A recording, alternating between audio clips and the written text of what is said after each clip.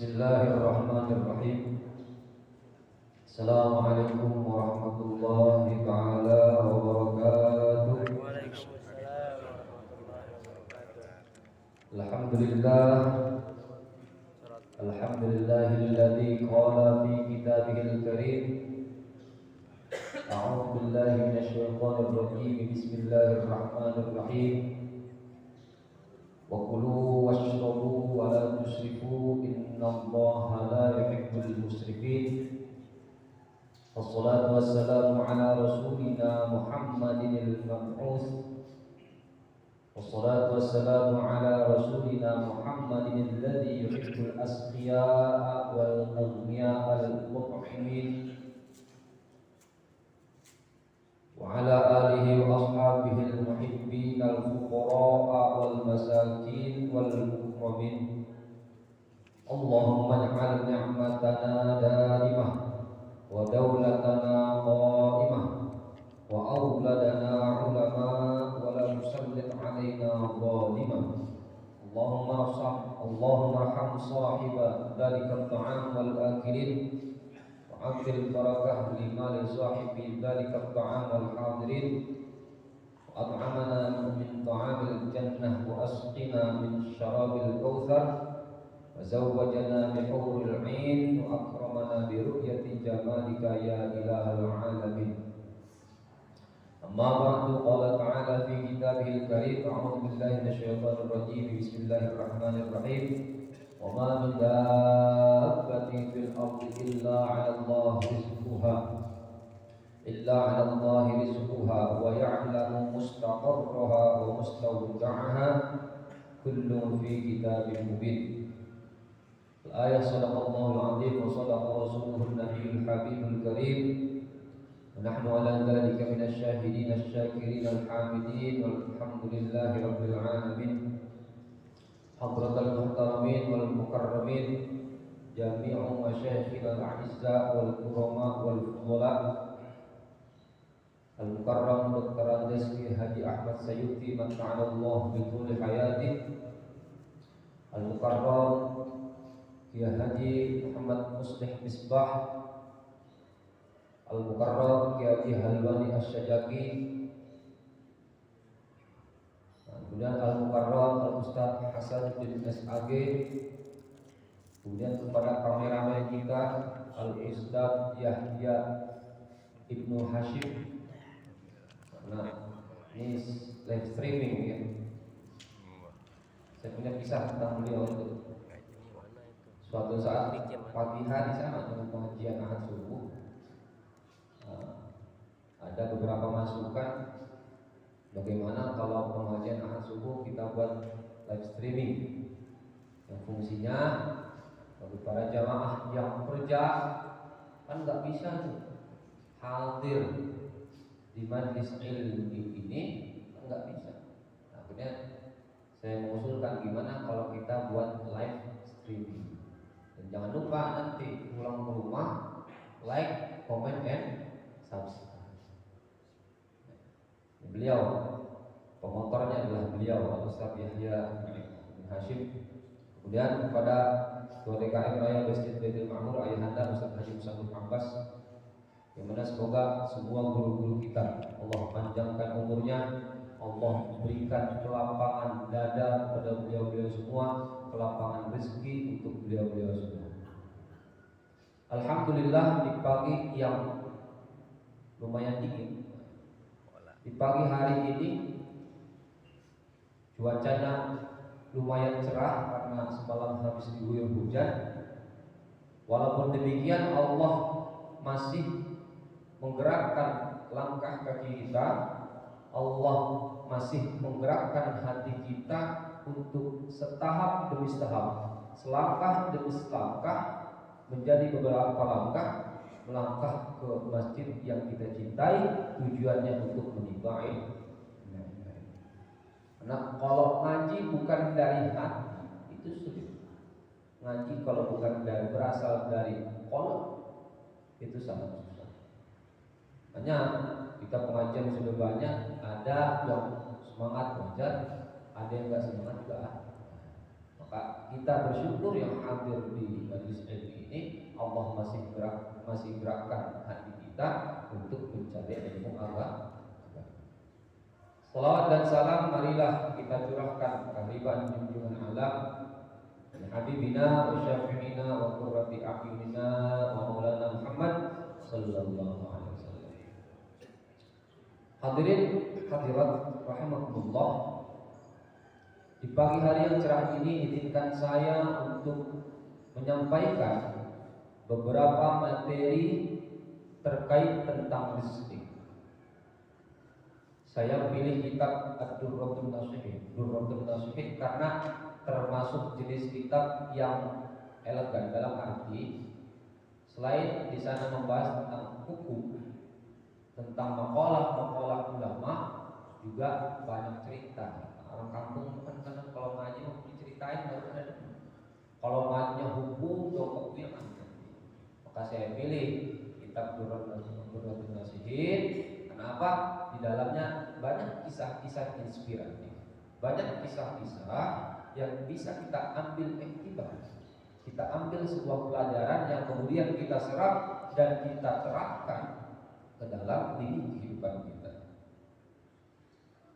Sebelum mulai, izinkan saya membaca Fatihah yang mana pahalanya ditujukan kepada baginda Muhammad SAW, keluarganya, para sahabat dan tabi'in dan tabi'in, yang semoga pahala suratul Fatihah sampai kepada kita semua. Ala hadhihi niyyah wa ala kulli shalih.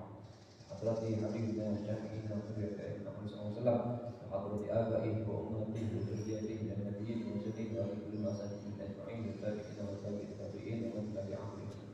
Wa hadrati man kulli wa syahli al-qawl Abdul Karim dan sekalian. Asna bil ulama bi haji asy'ari wa haji wa rasulullah wa sallallahu alaihi حضر في العام عبدنا رسالة حضر من حضر هذا المجلس ومن أهل هذه القرية شكر الله لنا ولهم الفاتحة. أعوذ بالله من الشيطان الرجيم. بسم الله الرحمن الرحيم.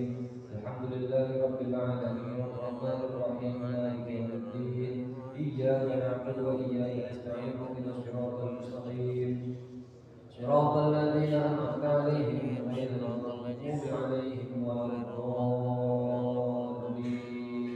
رب اغفر لي ولوالدي. بسم الله الرحمن الرحيم. قال المصنف رحمه الله تعالى ونفعنا به وبعلومه في الدارين. رب اشرح لي صدري ويسر لي أمري واحلل عقدة من لساني يفقه قولي. المجلس السابع والعشرون أي هذا المجلس السابع والعشرون utawi iku majlis as-sabiq kang kaping 7 wal 20 lan 20 utawi majlis iku fi bayan rezeki kang tetep ing dalem mertelaken rezeki. Bismillahirrahmanirrahim.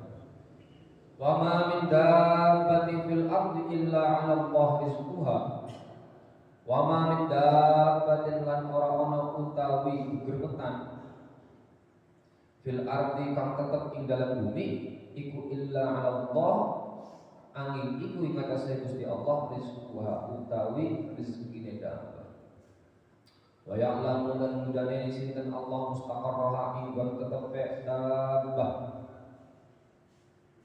Wa mustaudaah lan titipane dabbah kullun kaya saben-saben siji ai min dabbatin wa mustaqarrin wa mustaudain iku fi kitabin tetep ing dalem kitab mubinin kang tertera ai fi lauhil mahfuz. Allah Subhanahu wa taala berfirman di dalam Al-Qur'an, wa ma min dabbah. Ma itu manafi. Tidak ada hewan melata di bumi. Dabbah itu kan asalnya ma yadubul ard, hewan-hewan yang memang hidup di melata ya, melata. Tiada hewan yang melata di bumi, atau ada yang mengartikan dabbah itu hewan ternak. Illa 'ala Allah rizquha, kecuali kepada Allah lah rezeki.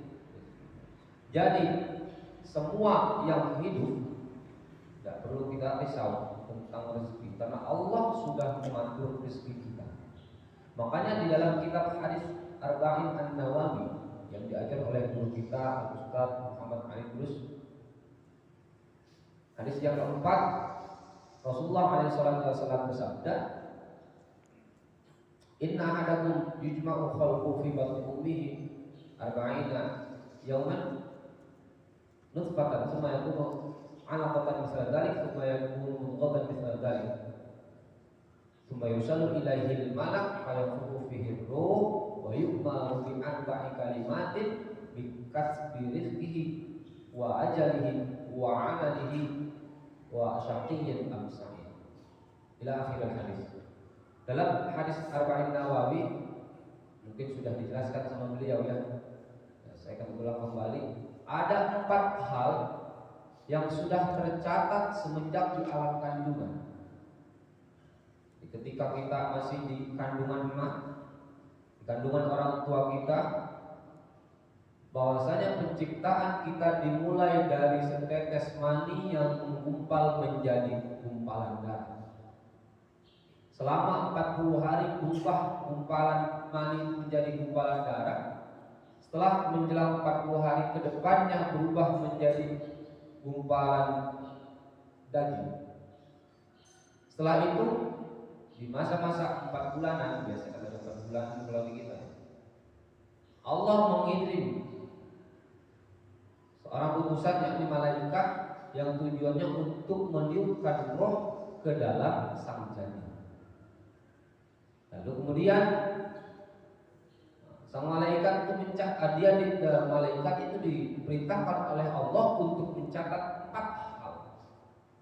Yang pertama adalah tingkat di rizki, mencatat rezekinya. Jadi kita yang hidup di dunia, kalau belum wayahnya, kalau rezekinya belum habis, apa yang tercatat ketika di dalam kandungan belum habis, nggak bakal. Jadi nggak perlu takut mati kelaparan. Kenapa? Semua rezekinya sudah ditanggung oleh Allah sejak kita di dalam kandungan. Yang kedua, wa ajali, wafatnya umur berapa, di hari apa, tanggal berapa, jam berapa, semua sudah ditentukan oleh Allah. Yang ketiga, wa amalih, dan amal perbuatannya. Amal baiknya semua habis, amal buruknya ketika semua habis, udah wayahnya. Kita mau udah wayah. Dan yang terakhir, Allah catat, Allah sudah tentukan kita termasuk apakah kita termasuk orang yang beruntung atau kita termasuk orang yang merugi. Apakah kita nanti mati dalam keadaan husnul khotimah atau mati dalam keadaan husnul khotimah. Setelah dicatat, apa yang ada di Lauh Mahfuz itu sudah tercatat. Sejak zaman azali Allah sudah menentukan kita terkait 4 hal tersebut. Lalu catatan tersebut digantung di antara kedua kelopak mata. Jadi dari lahir itu kita sudah ada catatannya, di dahi kita sudah ada catatan. Orang yang kalau bisa melihat, di sana ajalnya, matinya apa, rezekinya berapa, seumur hidup, amal perbuatannya apa saja, orangnya masuk neraka sudah ada catatan. Selaras dengan firman Allah yang saya kutip, tiada hewan yang hidup di bumi melainkan rezekinya telah diatur oleh Allah. Qala Asy-Syaikh Al-Ustaz Imam Ahmad. Asy-Syaikh Ustaz Imam Ahmad berkata, Rasulullah alaihi wasallam suatu hari menikahi seorang perempuan, kemudian memboyong sang perempuan tadi ke rumah beliau. Biasa habis akad nikah, istri beliau dibawa pulang. Setelah sampai ke rumah, wa amila walimatan wa jama'a ashabuhu fi dari wa kana ta'am qalilan wa kanu yalhisuna min kaunihi ma'i'an min qillatin lagi wa yatahaddatsu kullu wahidin minhum syai'an wa nabi sallallahu alaihi wasallam yusalli falamma faragha qala fi ma antum tahaddatsun. Akhirnya setelah istrinya diboyong ke rumah beliau, istri beliau diboyong, beliau mengadakan suatu pesta, mengadakan walimah, atau yang lebih kita kenal dengan walimatul urus, dan mengumpulkan para sahabat-sahabatnya di rumah beliau. Padahal pada saat itu stok makanan sedikit. Hingga akhirnya para sahabat ngobrol. Ada obrolan biasa. Kalau kita kondangan ternyata makanannya kacang doang, sama orang kita jadi obrol. Sahabat itu ngobrol, makanannya sedikit. Akhirnya setelah Rasulullah beranjak dari kamar beliau melakukan sholat sunnah 2 rakaat, beliau keluar menghampiri para sahabat, melihat para sahabat berbincang-bincang. Rasulullah bertanya, wahai para sahabat, fima antum tatahaddatsun? Apa yang sedang kamu bicarakan? Asik sekali kalian ngobrol, itu seru sekali. Beliau pengen tahu. Ternyata para sahabat itu sedang membicarakan tentang rezeki. Kemudian Rasulullah SAW bersabda, ala uhaddithukum bihaditsin haddatsani bihi Jibril. Kalau begitu, mau enggak saya ceritakan, saya beritahu tentang suatu hadis yang diriwayatkan oleh malaikat Jibril alaihi salam. Para sahabat karena kedengarannya seru, akhirnya para sahabat mengiyakan. Boleh ya Rasul? Rasulullah bersabda, Jibril bercerita kepadaku bahwa saudaraku Nabi Sulaiman alaihi salam pernah suatu hari sholat di pinggir pantai. Sedang melaksanakan sholat sunnah di pinggir pantai, kemudian datang seekor semut yang di mulutnya sedang membawa daun. Jadi semut ini tahu-tahu dari mana bawa selebar dedaunan. Itu ketika beliau Nabi Sulaiman sedang melaksanakan sholat. Kemudian setelah sampai pinggir pantai, daun itu diletakkan di hadapannya, kemudian dia teriak. Karena Nabi Sulaiman adalah salah satu nabi yang bisa bahasa teriak, manggil-manggil, panggil-panggilin, teriak-teriak di pinggir laut, manggil seseorang. Ternyata setelah si semut itu teriak-teriak, enggak lama lagi muncul seekor kodok. Muncul seekor kata, kemudian fahamalah ala dhahri.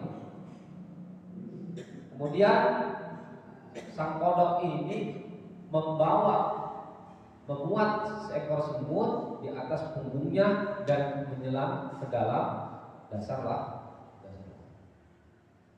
Ba'da sa'ah alat an-namlah fawqal wajah. Enggak berselang lama muncul lagi dari dalam laut yang tadi semut tadi, muncul lagi, pulang kembali naik ke atas darat. Hingga akhirnya bertemu dengan Nabi Sulaiman. Kemudian Nabi Sulaiman penasaran, coba tolong, kamu itu dari mana? Ceritain ke saya, kata Nabi Sulaiman. Akhirnya singkat cerita, semut itu memberitahu Nabi Sulaiman bahwa dia itu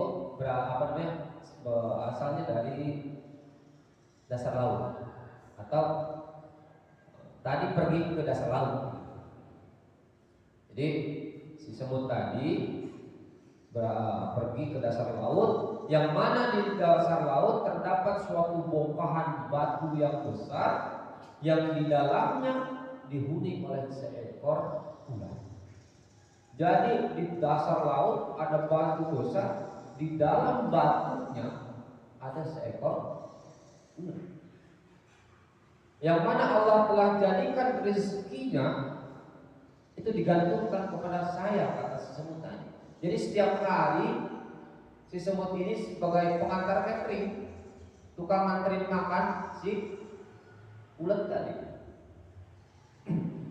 Fayahmiluni faqul la yawmin ahmilu ma razaqahu Allah ta'ala ila marratayn wa khalaqa li fi hadhil bahr malakan 'ala surati dhifda. Fayahmiluni fa yaqusu fil bahr hatta yawmani 'ala tilka sahra fa tanshaqqa tilka hatta takhruja tilka dud minha fa tu'imaha mimma yakunu ma'i. Akhirnya di dalam bongkahan batu itu terdapat seekor ular yang rezekinya itu digantungkan ke saya. Setiap hari saya bawa rezekinya, saya bawa makanannya sehari 2 kali. Pagi berangkat, nganterin selembar daun. Nanti sore berangkat lagi disebut buat nganterin makan. Kemudian Allah ciptakan untukku seorang malaikat.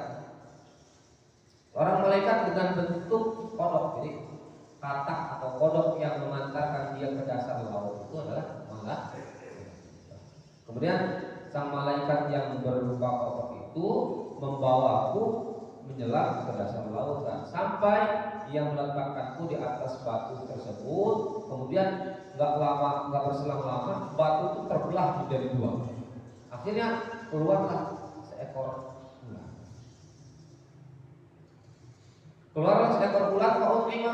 Aku beri makan dia. Mimma yakunu mai dari makanan yang telah aku bawa dari daratan. Setelah itu, setelah saya selesai mengantarkan makanan, saya balik ke pinggir pantai. Nah, setiap seekor lalat itu memakan daun yang saya kirim, dia itu selalu bertasbih, selalu membaca subhanalladzi khalaqani wa fil bahri sayyarani wa lam yansani fil rizq. Maha suci zat yang telah menciptakan aku, kita kasih ulang. Segala puji zat yang telah menciptakan aku dan telah meletakkan aku di dalam dasar laut dan tidak pernah melupakan tentang rezeki. Itu seekor ular. Maka bagaimana kita sebagai umat Nabi Muhammad? Kita punya Nabi Khairul Anbiya, kita punya Nabi Khatamul Anbiya, kita punya Nabi sebaik-baiknya Nabi, kita punya Nabi penutup para Nabi, penyempurna syariat dari umat-umat terdahulu. Lalu apa yang harus kita lakukan terkait masalah rezeki? Jadi tidak perlu tahu. Karena makom kita masih makom kasab, ya namanya ikhtiar, nyari rezeki, mahmud. Jangan gara-gara mendengar cerita tentang seekor semut, cerita tentang seekor ulat yang makanannya diantar seekor semut, akhirnya nggak kerja, misalnya nyesal. Kecuali kalau makom kita sudah beranjak ke makom tajrid. Karena kita masih di makom kasab. Makom kasab itu ya kalau pengen makan ya nyari dulu. Salah satu bentuk ikhtiar kita. Nah, kalau nanti tawakal kita, kepasrahan kita kepada Allah sudah mencapai batas, barulah ketakwaan kita itu, derajat kita itu diangkat menjadi makom tajrid. Saya punya masyayikh pendiri pondok pesantren di Lirboyo namanya Ki Haji Abdul Qadir. Beliau itu semenjak hidupnya sering pesantren-pesantren mondok itu, dan berangkat dari rumah ke pesantren tidak bawa bekal sama sekali. Beliau atau yang biasa dipanggil sama Syekhul Khalil Bangkalan dengan nama Mbah Manak, karena beliau paling lama mondoknya di Madura, Bangkalan Madura, menjadi murid kesayangan dari Syekhul Khalil Bangkalan. Ya, singkat cerita beliau mondok di sini. Kebiasaan beliau itu kalau stok makanan udah mau habis, akhirnya nyari ke kampung-kampung, namanya derep. Kalau bahasa Jawa itu derep, kalau bahasa kita apa? Kayak cari kerjaan supaya dapat padi. Dan nanti setelah kita bantu para petani dalam dalam memanen padinya, kita diupain sekarung atau setengah karung. Nah, beliau itu derep, jalan jauh dari Madura sampai ke Sidoarjo. Kalau sekarang kita naik motor atau mobil itu bisa sampai perjalanan 4 jam. Apalagi zaman dulu, ketika zaman beliau mondok itu tahun 18-an. Jangankan mobil, motor aja kan. Jangankan motor, jalanan aja rusak. Itu masih pohon-pohon, masih hutan. Dari Sidoarjo jalan, dari Madura ke Sidoarjo jalan. Ternyata nemu derepan itu di Sidoarjo.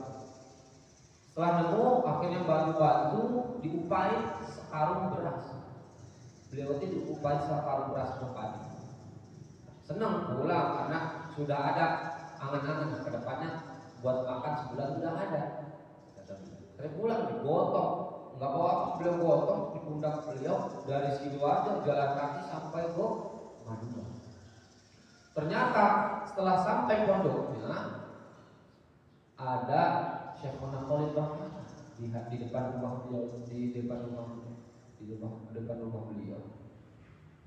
Setelah Syekhuna Khalid melihat Ki Abdul Ghani dipanggil, "Cok, mana yo, Cok?" Kalau orang Jawa, "Tong sini tong," kalau gitu mah. Wonten nopo ya? Ada apa? Nopo niku? Apa itu yang kamu pikul ke apa? Nganu beras ya, beras. Setelah itu, lah kebetulan kata Syekhuna Khalid, kebetulan ayam saya di belakang di kandang tuh belum dikasih makan. Udah kamu bawa tuh beras ke kandang ayam. Kata Syekhuna Khalid. Kalau di kita paling yang keluar dari mulut sial dangkalan dulu. Saya udah jauh-jauh dari Sidoarjo bawa beras capek-capek, ternyata beras yang saya cari buat makan saya sebulan ke depan dikasih makan buat. Tapi beliau enggak gitu. Beliau yang beliau pikirkan adalah, oh ternyata sekarang adalah waktu di mana guru saya mengangkat derajat saya. Jadi beliau itu nggak pernah punya pikiran suudzon terhadap guru itu nggak ada. Apalagi jaraknya jauh ya.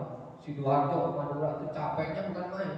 Udah sampai malah berasnya disuruh dikasih makan.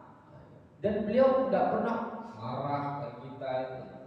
Yang beliau pikirkan, oh ternyata sekarang adalah waktu di mana guru saya mengangkat derajat saya. Akhirnya setelah padinya dikasih ke ayam, Syekhuna Khalid, beliau itu tidak makan nasi. Akhirnya merawat. Kalau orang santri-santri Jawa itu biasanya merawat, makan nggak makan nasi, makan jagung atau makan daunan. Beliau itu merawat, nggak makan nasi, makannya daun pace. Daun pace itu daun mengkudu. Soalnya selama ini beliau makan daun mengkudu.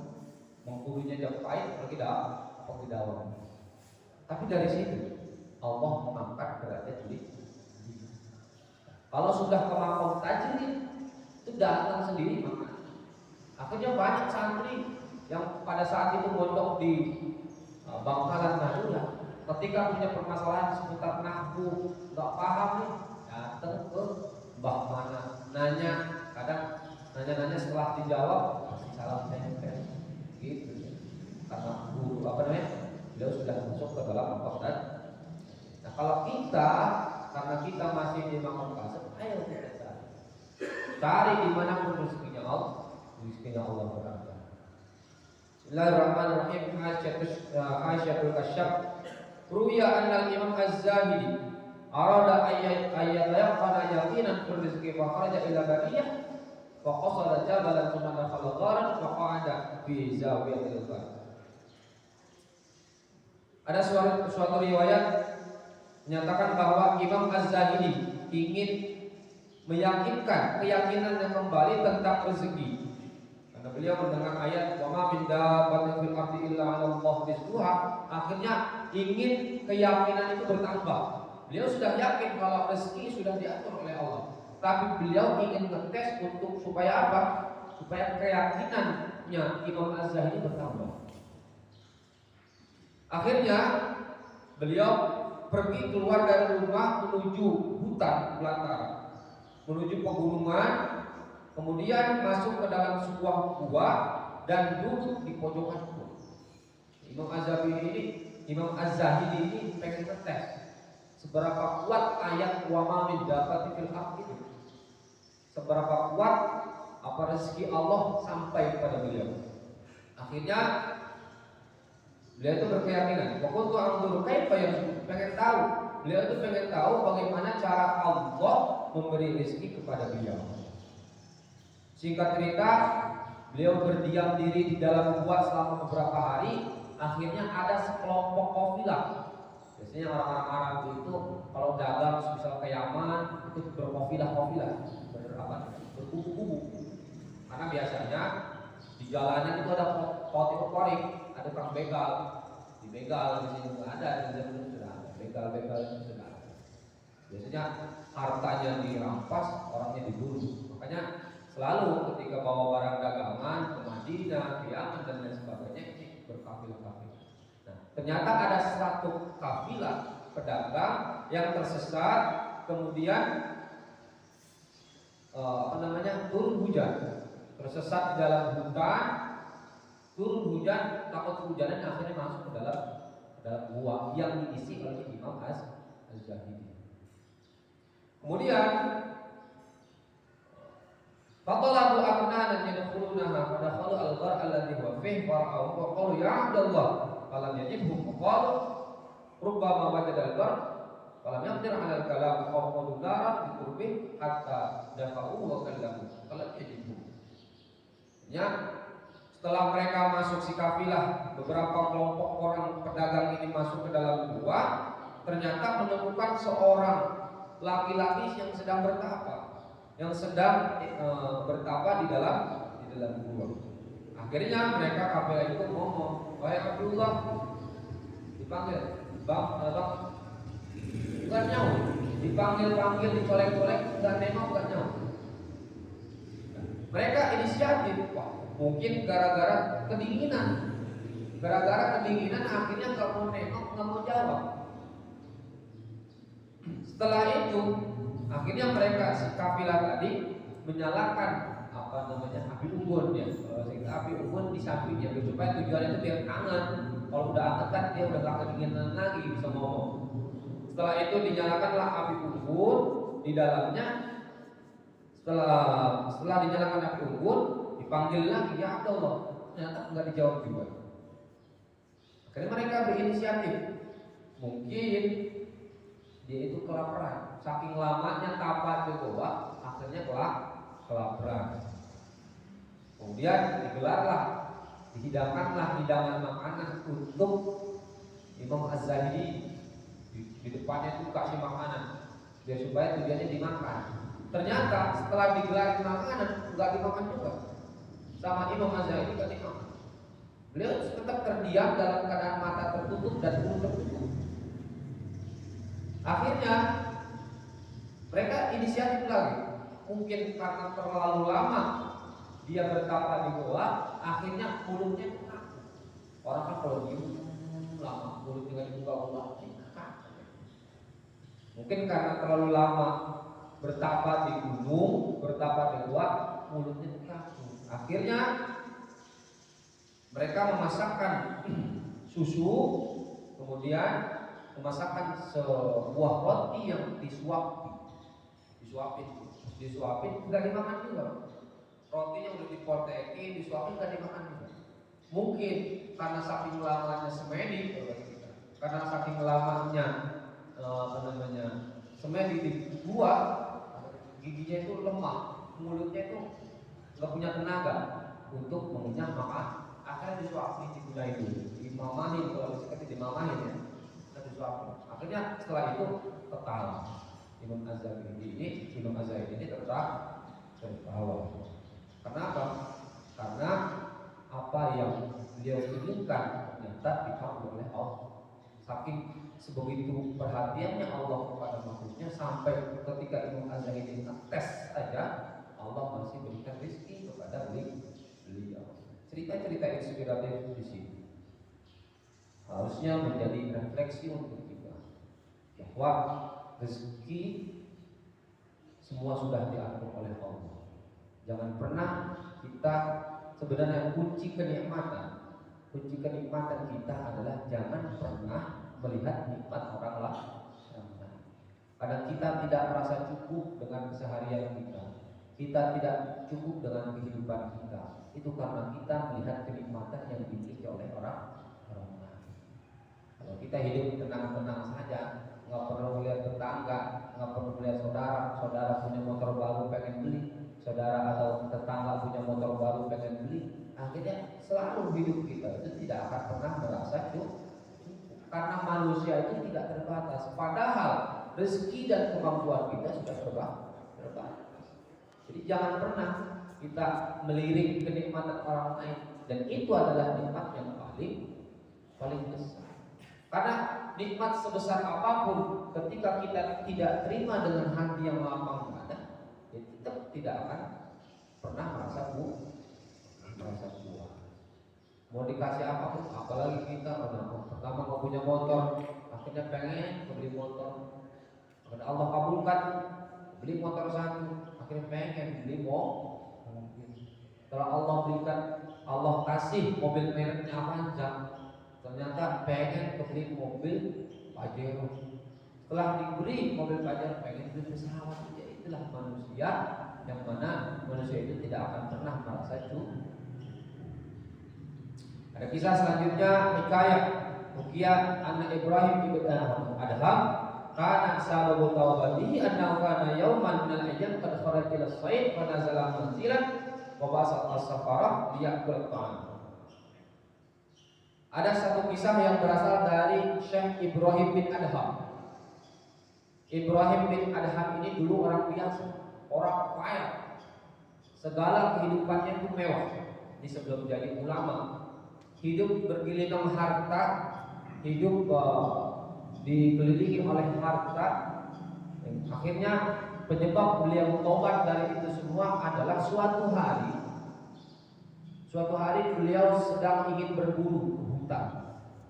Udah bawa panah, udah bawa anak panah, udah bawa busur, jalan menuju hutan sambil bawa bekal. Biasa hobinya itu berburu. Akhirnya setelah lama mencari hewan tidak ketemu, beliau menggelar hidangan makanan yang beliau bawa dari rumah. Beliau gelar. Biasa kalau kita mah biasanya menggelar karpet di taman ini, ya. Kemudian namanya Ancol, biasanya datang ke Ancol datang. Ya tapi ke pantainya doang. Dengan gelar makanan waktu itu soalnya bawa dari rumah.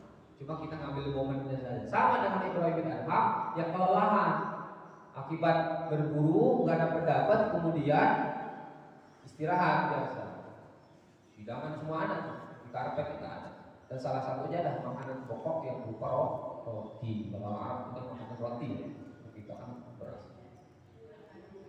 Ketika beliau sedang melemah, datang seekor gagak. Ja'al qurab, Ja'al qurab wa akhadha min hamin akan khubzin bimin qori.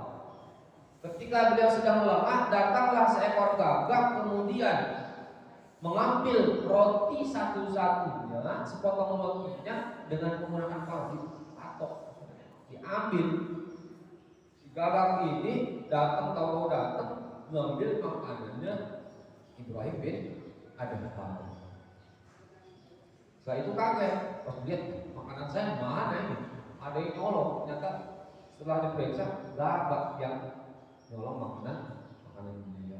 Akhirnya karena itu makanan satu-satunya, makanan lain kagak ada, makanan pokoknya kagak ada, lauknya doang. Kalau makan lauk doang kan kagak enak, bahkan dikejar. Makanan satu-satunya dikejar sama Syekh Ibrahim bin Adham. Fara'a min ba'id dzalikal ghurab falamma dana Ibrahim qara al-ghurab qara'a rajulan masdudal yad war rijl muttaji'an 'ala qafah. Hari dikepung naik ke atas gunung, burung terbang ke atas puncak gunung. Ternyata setelah beliau kejar, beliau sampai di puncak gunung, beliau melihat ada seorang laki-laki yang tangan dan kakinya terikat. Ikat itu dibuang, di puncak gunung itu dibuang, di puncak bukit itu dibuang. Tangan dan kakinya terikat, muttaji'an 'ala qafah. Seraya intijak. Intijak itu tengkurap ya. Kalau nggak tengkurap dia terlentang. Posisinya tiduran, baik itu tengkurap atau terlentang, saya lupa. Intijak itu lupa saya. Falamma ra'a Ibrahim dzalikar rajul ala hadhil halah nazara ala an farasin wa halla aqdah wa fasa'alahu an halih wa qiswati. Akhirnya setelah melihat ada seorang yang sedang disandra, tangannya diikat, kakinya diikat, kaget. Syekh Ibrahim bin Adham ini kaget, turun, serta-merta turun dari kendaraannya, dari kudanya, kemudian menyambung hampiri seorang yang sedang terikat tadi. Ditanya, itu kok bisa? Sambil membukain talinya, kata Syekh Ibrahim, kok kamu bisa di atas gunung sendiri-sendirian, tangan dan kaki diikat? Akhirnya cerita itu, laki-laki yang sedang diikat itu bercerita bahwa dia adalah seorang pedagang. Asalnya seorang pedagang, kemudian melewati jalur itu ketinggalan oleh kelompoknya. Seperti yang cerita saya tadi, kalau orang Arab itu dagang berkelompok-kelompok, dan dia ketinggalan apa namanya? Ketinggalan kelompoknya. Setelah ketinggalan kelompoknya, akhirnya bertemu dengan tukang yang asal penyakit, bertemu dengan pembegal, jalan besok. Semua barang dagangan dirampas. Untungnya apa? Untungnya nggak dibunuh. Biasanya dibunuh. Udah barang dagangan dibawa, kemudian orangnya dibunuh. Tapi beliau enggak. Beliau cuma tangan dan kakinya diikat dan dibuang di atas bukit, di atas gunung.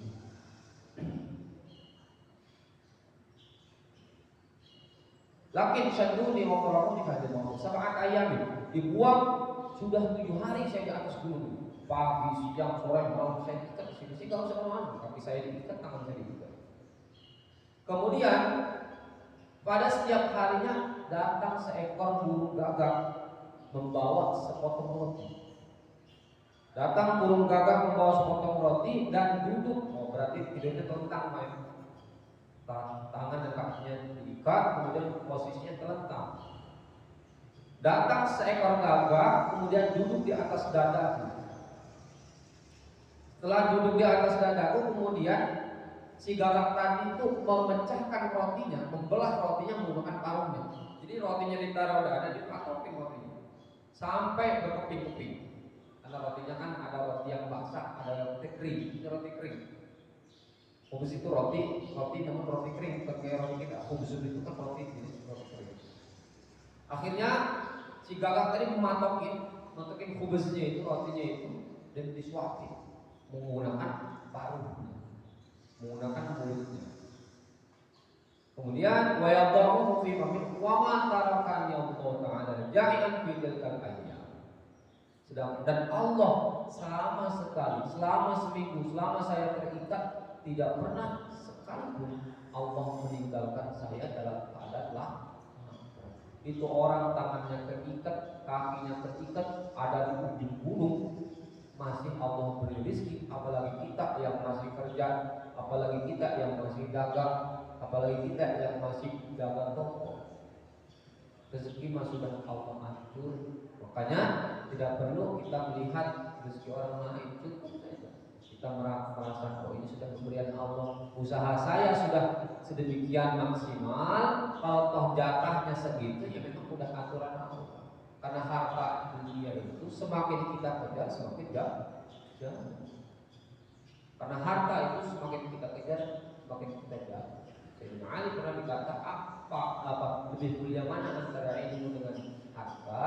Beliau jawab ilmu yang lebih utama ketimbang harta. Karena ilmu menjaga kita, sedangkan kita menjaga harta. Mungkin saya dapat pesan kemarin dari ayahanda supaya jangan terlalu dipendam karena subuhnya agak maju. Subuhnya agak maju, 5:4 lah sudah hijrah. Cukup, nggak perlu banyak-banyak. Ngaji itu nggak perlu banyak-banyak. Namun bagaimana kita meresapi arti-arti tersebut, kisah-kisah tersebut, lalu kita yakini bahwa Allah adalah zat yang maha memberi rezeki. Jadi nggak perlu takut lagi. Yang penting kalau pengen yakin mah sholawat sehari 1000 kali, malam Jumat 10.000 kali. Alama ijazati Syekhul Al-Kiram Haji Mahfuz Ali. Saya pernah dapat ijazah dari Kiai Mahfuz Ali, enggak langsung melalui putra beliau, yakni Kiai Haji Abdullah Kafafih Mahfuz. Beliau itu berpesan kepada santri memberi ijazah, kalau ingin rezekinya barokah, kalau ingin rezekinya lancar, maka bacalah sholawat sehari 1000, malam Jumat 10.000. Ini benar-benar saya pernah merasakan. Saya nggak pernah apa istilahnya ketika di pondok itu nggak pernah megang duit. Sekalipun ketika saya nggak megang duit, saya megang duit. Jadi ceritanya saya habis dari WC jalan untuk melihat jalanan, ada duit, nyetlek. Saya ambil kan, saya bikin pengumuman barang siapa. Kalau di gue gitu, kita kehilangan duit atau kita nemu duit, dia bikin tempel di tembok-tembok.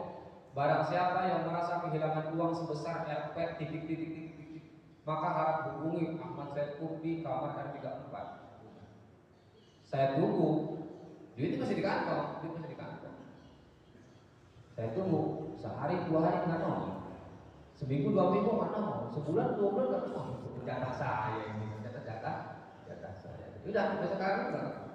Mungkin salah satu cara Allah memberikan rezeki kepada kita. Kalau kita nemu duit boleh ambil, yang penting kalau ada yang nyari balikin. Jangan ini nemu duit, apalagi kadang nemu barang, nemu duit nemu barang nggak diumumin. Harus diumumin di tempat-tempat keramaian. Secara mekanisme fikih gitu. Untuk tahap seminggu pertama, saya beri gambaran saja. Mungkin nanti di Fathul Qorib pada Jumat dan kita bedah tentang fikih itu. Kalau di seminggu pertama kita umumkan secara masif di masjid, tempat-tempat keramaian, umumin. Kalau barang yang berharga umumkan di masjid. Barang siapa yang kehilangan handphone mereknya jangan sebutin. Ntar ada orang ngaku-ngaku HP iPhone semisal, ada orang datang ngaku. Barang siapa yang merasa kehilangan handphone mereknya titik-titik, harap hubungi Ustadz Yahya semisal. Itu cara mekanisme untuk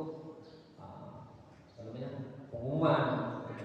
Jangan nunggu duit sejuta kantongi, sedekahin 100.000 buat masjid, sama kok. Mungkin di Mekah, itu di Mekah. Oke, sekian apa yang saya paparkan, saya jelaskan.